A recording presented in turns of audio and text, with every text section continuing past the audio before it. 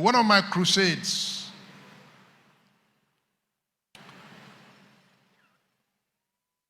I asked all the women who came to the crusade barren over the years, and they now have babies. I asked them, bring out those babies, let me see them. And they brought 300 children. Then I said, well, Yemi, you've preached in the crusade before. Then I said, I don't want to lose them. They should grow up where they were born. Samuel grew up in Shiloh until he became. So I don't want them to scatter. So I asked them to form a choir. And they formed children choir, 300 children. And they sing in my crusade every year. Their mothers join them.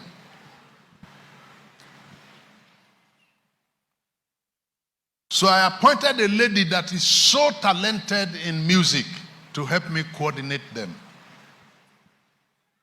Yemisi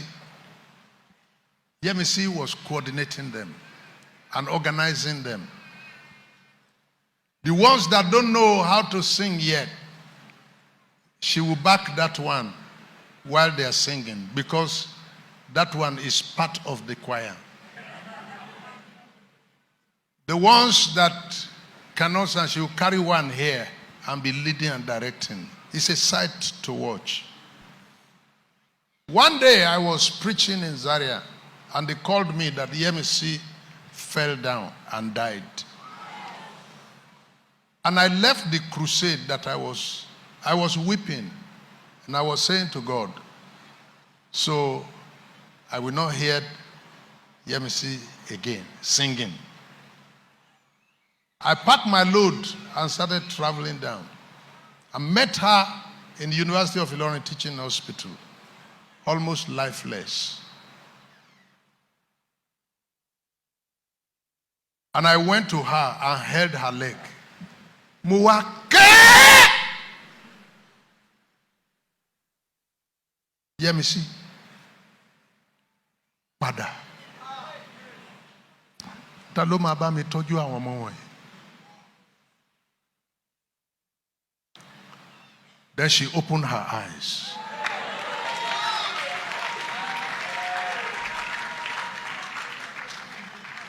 And looked at me and said, Dad, why did you call me back?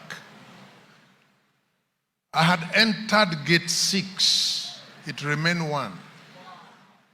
And the angel to open gate 7 put hand on the handle to sin. And gate 7 is a glass door. And I could see paradise. I was already seeing Abraham. I was already seeing the angels in their choir and in their regal. And the angel put a hand on the handle to open it. I suddenly closed it back and said, go back. Your pastor has not released you. Pada. And then she looked back and saw me weeping. And I was saying to her, Yemisi níbo ló ń lọ. Ta ló máa bá mi tọ́jú àwọn ọmọ wọ̀nyí. Come back. She on her own removed the oxygen, removed the drip, all the gadgets attached to her. She removed it and got up, and we went home.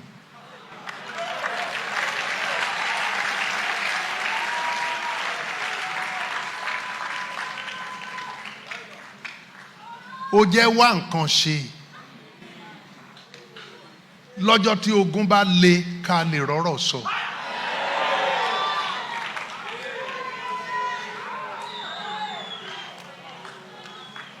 Ṣé kí n tún sọ?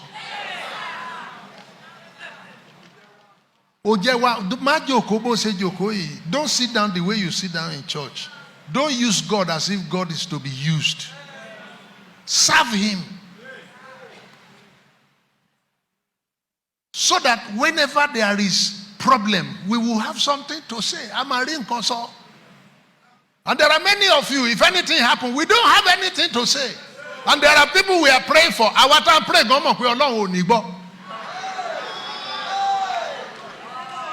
because the basis. Religious prayers, political prayers, we do that a lot. Otherwise, we no lo tún máa sọ pé o ní kẹ́ gbàdúrà fún pé o gbàdúrà fún. Àwa tá ń gbà tí mọ̀ pé àdúrà yóò lè gbà. Eléyìí ò lè, Ọlọ́run ò lè gbọ́ àdúrà eléyìí. Ó jẹ́ wá nǹkan ṣe so that ọjọ́ tí ogun bá lé, a ó lè ṣe kí ni? A lè rọ́rọ̀ sọ.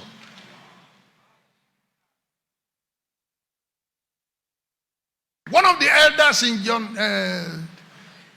Higgins, is it Higgins? Higgins Tulsa fell inside a boiler and the boiler boiled him. Wọ́n wá gbé jáde jẹ̀tẹ̀jẹ̀tẹ̀. And Higgins was called that your elder fell into a boiler, but they rescued him, but he has been cooked. The Higgins came and grabbed him and held him and cried to God. And an angel of God appeared and repaired all the damages in the body and told Higgins, go back with your elder. Go back to church with your elder. Because he's a serving elder. And if we allowed him to go, we will miss him. I pray that you will add value to your discipleship.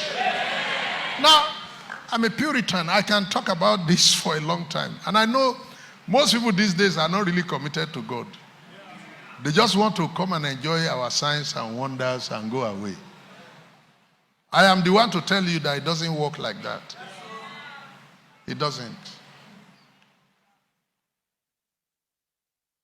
Work on yourself in church. Develop yourself. Develop your relationship with God. Don't make serving God a hit and run thing. Be there for real. And let God know. Be there to be counted as one of the servants of God. And one of the people serving God there. That's the way God wants it to happen. Don't become an abuser of God. I've seen that so many times. You know how many people we have prayed for and God did it. Whether first minute or last minute, at least God did it. That's the last time I saw them. And everything God does for you, He does it to pull you nearer. Everything God does for you, He does it to pull you nearer. Why was Israel gathering manna on daily basis?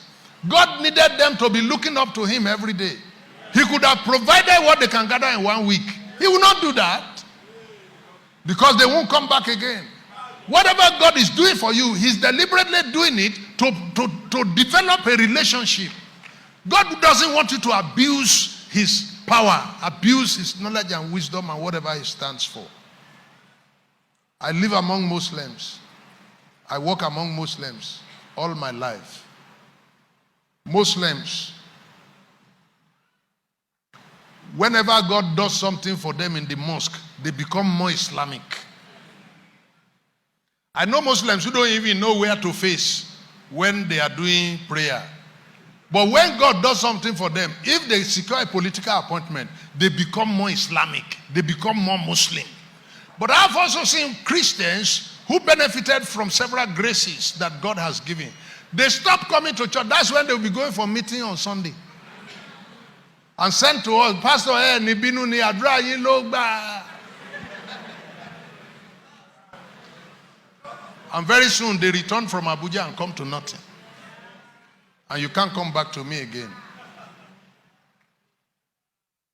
You have to develop your relationship with God in such a way that there will be areas of issues that have not been accomplished, which we can talk to Him about to tell God that Oluwasemo pe o si ku lórí ọ̀rọ̀ ẹ̀.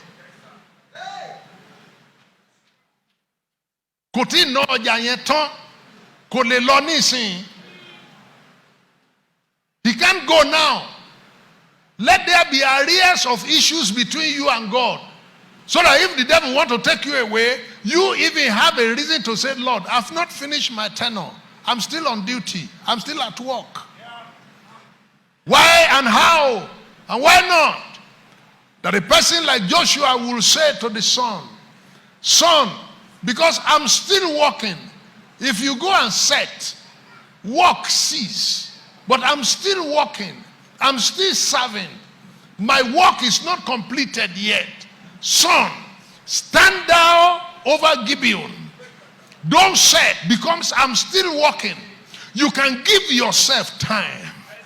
You can give yourself time because you are not done yet. You can't close shop now. You can order your time.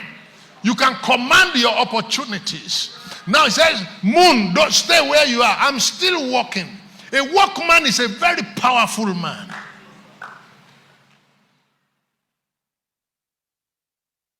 When Peter said he was going back to fishing, why did Christ not go and get another Peter and say, leave him, people?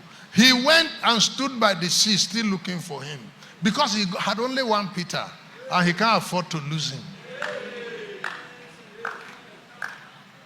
With all the investment God has invested into your life, what has it come down to?